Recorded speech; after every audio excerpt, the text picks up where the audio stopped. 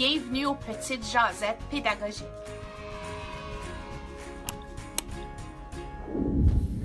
Bonjour Myriam, merci énormément d'être ici cet après-midi avec moi.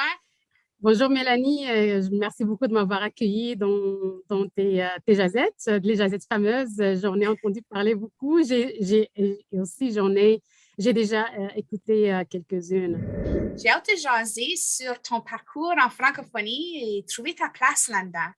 Donc, peux-tu nous dire un peu à propos de toi et ton parcours, ton cheminement? Écoute, moi, je me considère une dame ordinaire qui vient de l'autre bout du monde. Moi, je viens du nord de l'Afrique. Je viens précisément du Maroc. Je suis marocaine d'origine. Donc, quand j'ai quitté, j'étais en Amérique, à New York. C'est là où j'ai vécu. J'ai fait mes études universitaires, je veux dire. J'ai quitté New York pour aller vivre à Montréal, venir vivre au Canada, mais j'étais à Montréal, alors j'ai passé 13 ans à Montréal. Et c'est en 2014 que j'avais décidé de quitter Montréal et venir vivre ici à l'Ontario. Donc, c'est là un petit résumé de mon parcours et comment est-ce que je suis rendue à l'Ontario. Pour ma vie professionnelle, je suis une éducatrice en petite enfance, inscrite avec l'Ordre des éducatrices et éducateurs de l'Ontario. Je suis enseignante aussi avec Collège Boréal. Je travaille avec la FESIO. Je suis une facilitatrice pédagogique dans la FESIO. Donc, voilà, c'est ce que je fais maintenant. Donc, parle-nous un peu de vivre en français, ce que ça avait de l'air au Maroc, on va se rendre à ce que ça a de l'air vivre ta francophonie aujourd'hui, mais parle-nous un peu de vivre en français au Maroc. Même si ça fait plusieurs années, ça reste quand même gravé dans la mémoire, parce que là, écoute, c'est là où j'ai vécu mon enfance, mon adolescence, et quand j'ai quitté, j'avais déjà 22 ans. Le français fait partie intégrale de la vie des gens là-bas, surtout ceux qui fréquentent les écoles, qui travaillent. C'est une première langue officielle. Parmi les premières langues officielles du Maroc, il y a le français et l'arabe. Ça, c'est pendant mon époque, mais pendant l'époque de mon père, j'aimerais parler un peu de ça, si tu me permets, Mélanie. Parce que j'aimerais parler de ça parce que c'est un cheminement naturel de ma francophonie. Hein. Donc, c'est là où ça commence. Lui, quand il était jeune, à l'époque, à l'école, il n'avait pas droit vraiment à apprendre l'arabe. Hein. Il avait seulement droit à un quart d'heure dans toute la semaine et non pas par jour. Dans toute la semaine, un quart d'heure. Et c'est un truc drôle, vraiment.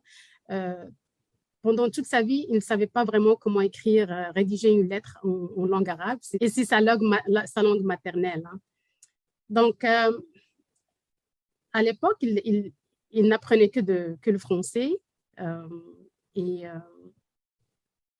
Son grand-père, en fait, était parmi les combattants, les anciens combattants. Nous avons aussi une association pour les anciens combattants au Maroc et mon grand-père était un ancien combattant, mon grand-grand-père en fait, était un ancien combattant contre la colonisation française.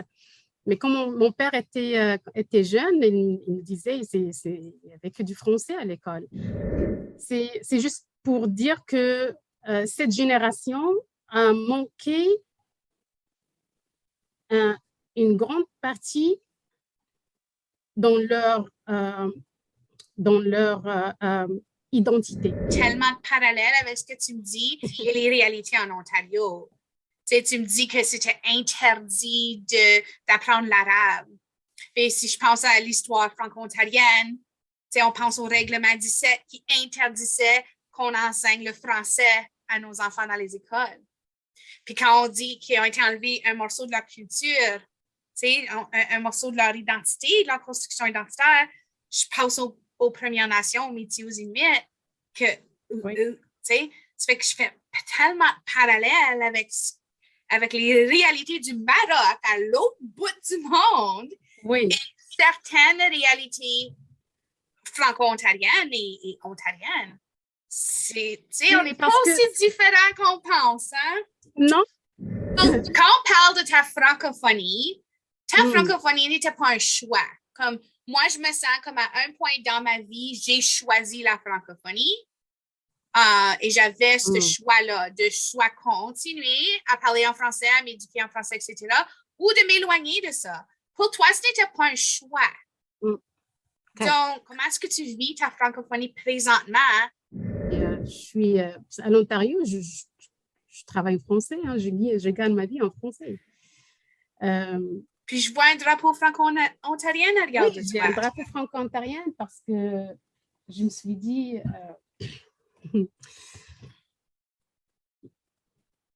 ça fait quand même des années que je travaille en français en Ontario.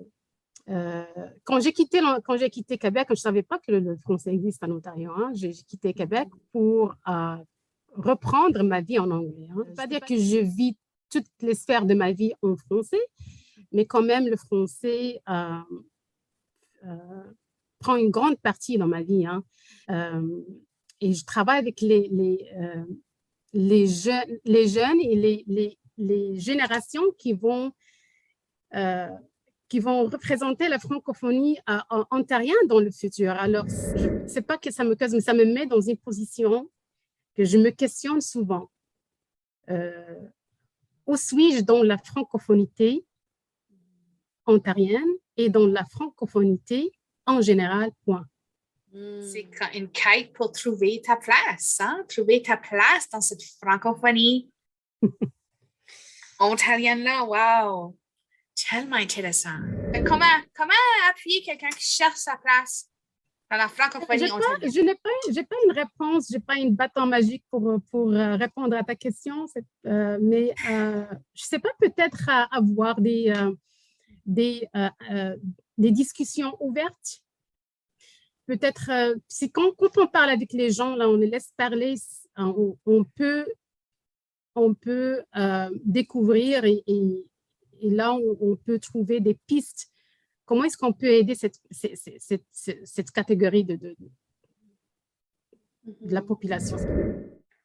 Si on veut avoir des solutions, on a besoin de comprendre le problème d'abord.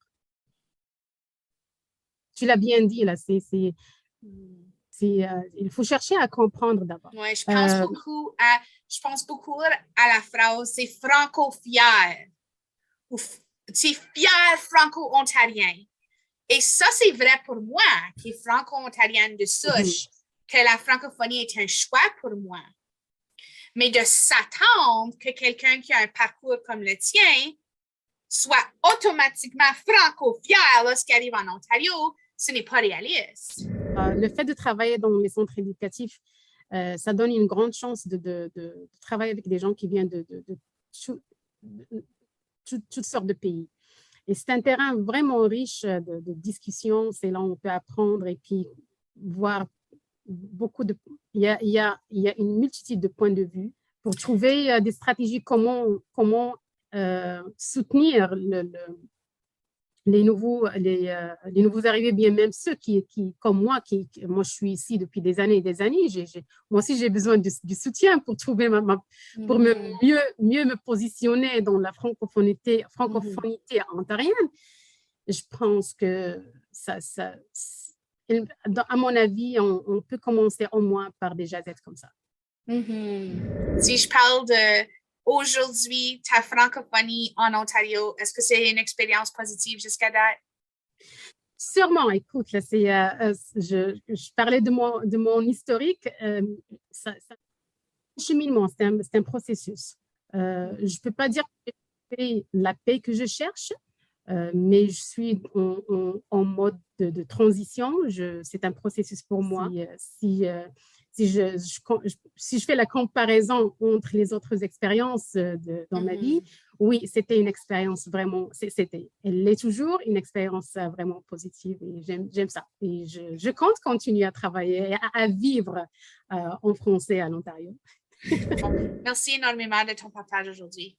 Avec plaisir, Mélanie. Merci de m'avoir donné cette chance pour m'exprimer. Peut-être je présente la voix de plusieurs personnes, juste pour dire à tout le monde que qui se voit dans mon expérience. Je pense que ça lui vaut la peine quand même d'aller chercher et trouver la raison d'être de ce drapeau, parce que je pense ça fait partie de notre vie maintenant. Peut-être que tu vas trouver des parallèles avec ta propre histoire, comme qu'on a pu le faire aujourd'hui. Oui.